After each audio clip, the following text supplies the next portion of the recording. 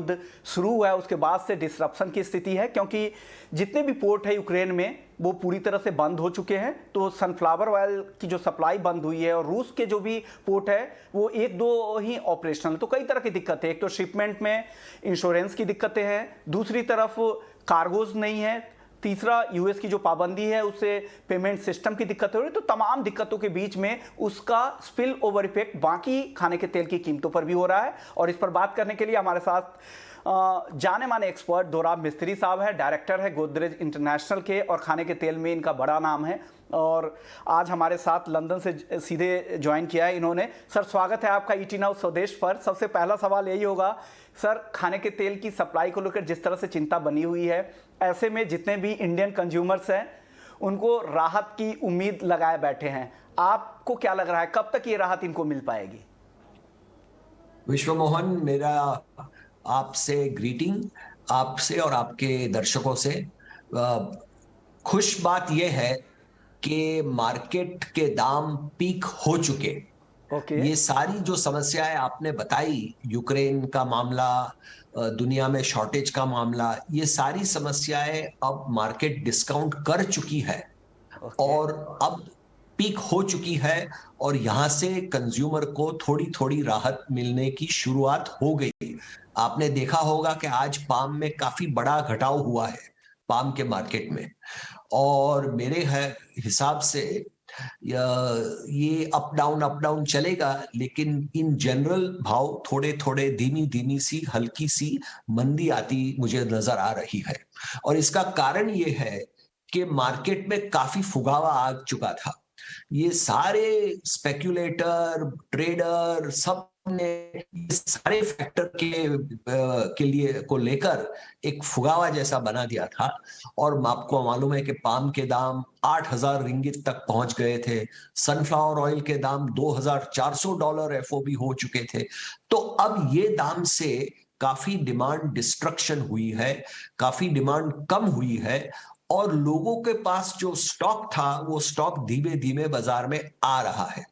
उसके बावजूद एक और अच्छी खबर है कि हिंदुस्तान की मस्टर्ड की फसल बहुत ही अच्छी है, और मस्टर्ड की जो जो बोरियां आ रही है बाजार में, कम से कम 12,000, 12 लाख, 13 लाख बोरियां रोज आ रही है। होली के बाद उम्मीद है कि और ज्यादा आएगी, तो उससे थोड़ा इसका दबाव पड़ेगा भाव के ऊपर। सो आमतौर पे मेरा कहना है कि हिंदुस्तान के कंज्यूमर को थोड़ी थोड़ी राहत मिलने वाली है, और ये राहत ऑलरेडी शुरू हो चुकी है पिछले 3-4 दिनों से। ओके, बिल्कुल सर, आपने सरसों की बात शुरू की, और सरसों के जिस तरह के उत्पादन के नंबर आ रहे हैं काफ़ी इनकरेजिंग नंबर है, और साथ ही लग रहा है कि सरसों के दाम इस बार काफ़ी कम। और एक इंटरव्यू भी मैं आपका सुन रहा था, उसमें आपने ये भी कह दिया कि सोया तेल, पाम तेल से भी दाम सस्ते हो सकते हैं इस बार सरसों के। क्या सर ऐसा है क्या? बिल्कुल, मुझे यकीन है कि सरसों तेल सबसे चीपेस्ट ऑयल इंडिया में थोड़े समय के लिए रहेगा। यानी कि अप्रैल महीने, शायद मई महीने में सरसों का तेल बहुत ही अट्रैक्टिव इंडियन कंज्यूमर के लिए होगा, और मेरा सुझाव है कि इंडियन कंज्यूमर को उस टाइम सरसों का तेल ले लेना चाहिए, क्योंकि हमारी उत्पादन बहुत बड़ी है, उससे ज्यादा प्रेशर आएगा, और ये अवश्य जरूरी है कि हम डिमांड क्रिएट करें और हमारे सरसों के किसानों को एक तरह का फायदा दे दें। और दोनों का फायदा है, कंज्यूमर का भी और प्रोड्यूसर का भी इसमें। ओके सर, एक और खबर अर्जेंटीना से आ रही थी कि उन्होंने वीकेंड के दौरान ये किया था कि export registration of soybean oil और soya meal and other related products would immediately be halted. क्या इसका कुछ असर होगा क्या सोयाबीन की कीमतों पर या सोया ऑयल पर?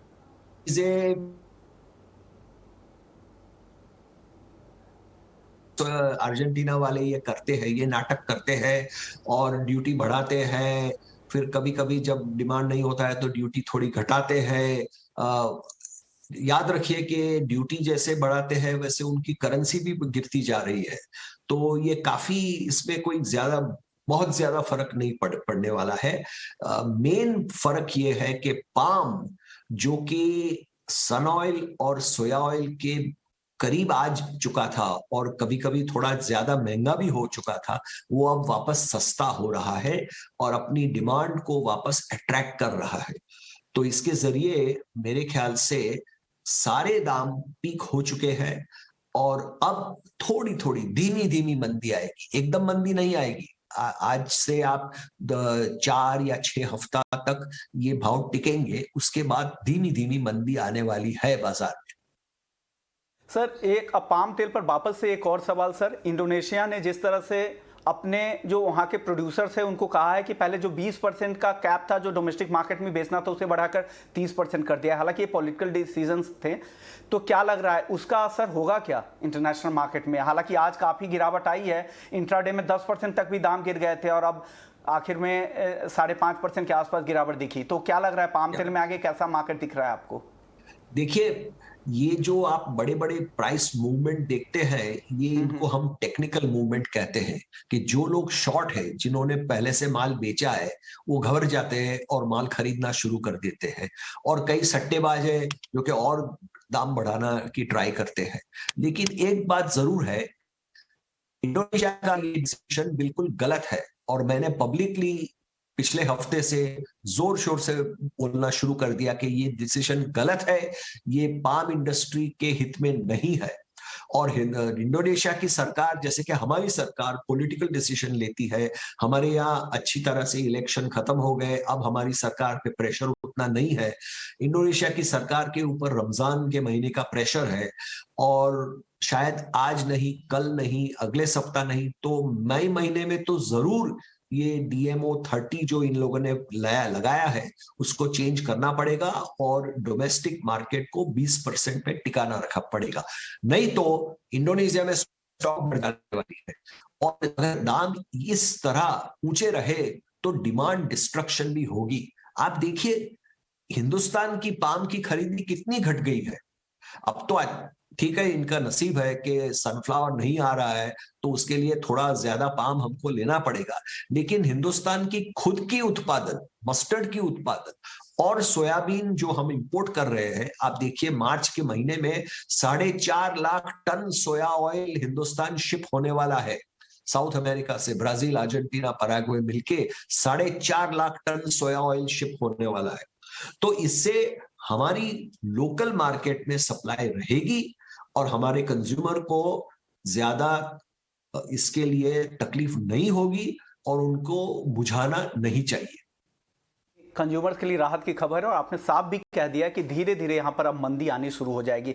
सर लेकिन गिरावट अगर रमजान के बाद या मई जून तक का अगर आंकलन लगाएं, अनुमान लगाएं तो कितनी उम्मीद कर रहे हैं? परसेंटेज टर्म में एक बॉलपार्क फिगर देना चाहेंगे, कितनी गिरावट यहाँ से आ सकती है अगले 3 महीने में? सर मेरा अनुमान है कि पैक्ड बॉटल लीटर के हिसाब से जो आज करीब 200 रुपया हो गई, 180 रुपया हो गई, वो 150 रुपया हो जाएगी तमाम तेलों के लिए। यानी काफ़ी अच्छी खासी गिरावट यहाँ से उम्मीद कर रहे हैं। शुक्रिया दोराब मिस्त्री साहब, आपने वक्त निकाला हमारे लिए और हमारे दर्शकों को खुश किया आपने कि आपको भी उम्मीद है कि आने वाले समय में खाने के दाम सस्ते होंगे और अच्छी खासी गिरावट आएगी और धीरे धीरे इन लेवल्स पे उस तरह की डिमांड नहीं रह पाएगी जो और उसका असर होगा, डिमांड नहीं रहने पर भाव ऑटोमेटिक धीरे धीरे कम होंगे। शुक्रिया सर। विश्व मोहन, मैं आपको याद दिलाता हूं हमारे प्रधानमंत्री जी ने सबसे पहले क्या सब बोले थे? अच्छे दिन। तो ये अच्छे दिन हमारे तिलहन के व्यापार के लिए आने वाले हैं। Thank you. आखिरी में एक और सवाल आपसे सर, होली का हफ्ता है, आप हमारे दर्शकों को होली की विशेष देना चाहेंगे? बिल्कुल बिल्कुल, मैं खुद ईटी नाउ कभी कभी देख लेता हूं और इकोनॉमिक टाइम्स तो मैं रोज पढ़ता हूं और मेरी शुभकामनाएं और होली मुबारक आप सबको। शुक्रिया सर।